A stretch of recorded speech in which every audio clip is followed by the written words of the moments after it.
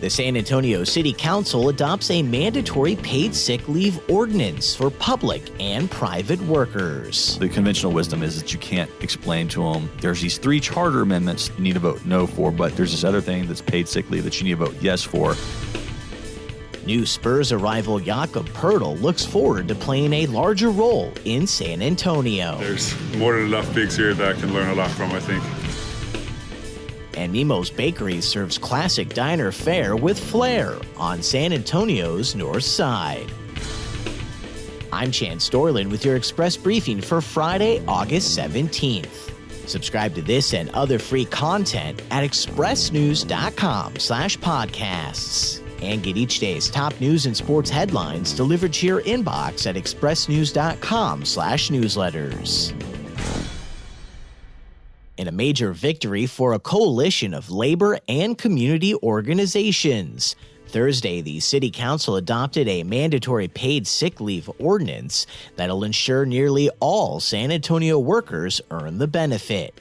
Thursday, the council also voted unanimously to do its ministerial duties of calling a November 6th charter amendment election for 3 controversial propositions put forth by the local fire union that could make sweeping changes to municipal government.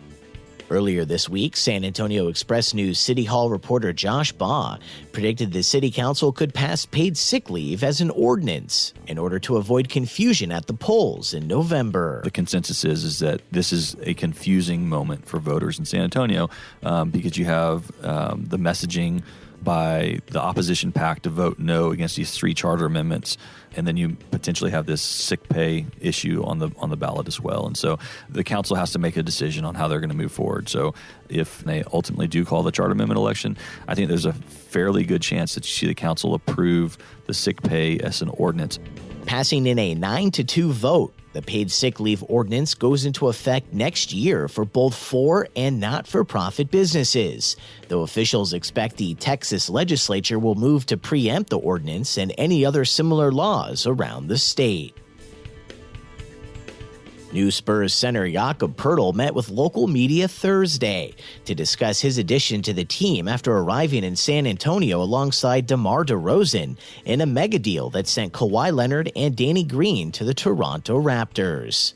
San Antonio Express News Spurs beat reporter Jabari Young asked Poeltl if he thinks he's an underrated player, a comment recently made by NBA legend turned commentator Charles Barkley, who says the second-year big man is one of the most underrated players on the court. Underrated, overrated, like it really doesn't matter that much to me. Like there's going to be guys that really don't rate you as a player. There's going to be others that praise you into the heavens. So for me, I don't really try to pay too much attention to that. I just worry about myself, worry about my own game.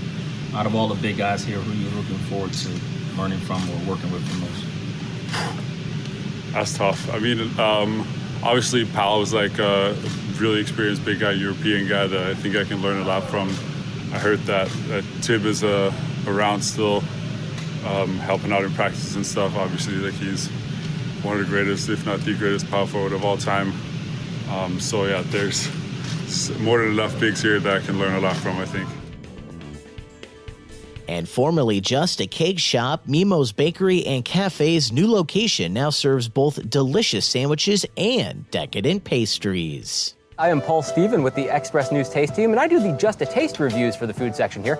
This week I had a chance to swing by the new Memos Bakery and Cafe. They just moved from a location on Sunset to a new home at 2611 Wagon Wheel. That's right outside Loop 410 along Nacogdoches. And before, they were just a custom bakery and cake shop, but they have since added a complete breakfast and lunch menu that really reminds me of why I love classic American diner food.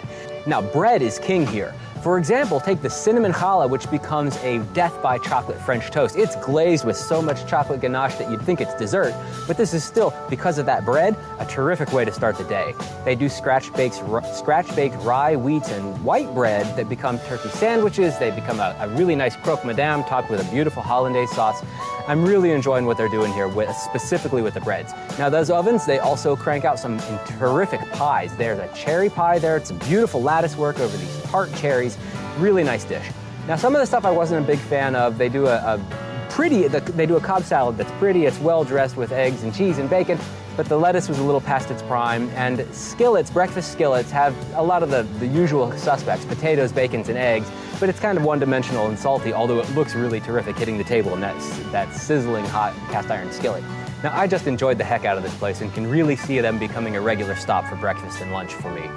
To check out the rest of our reviews, visit mysa.com/food.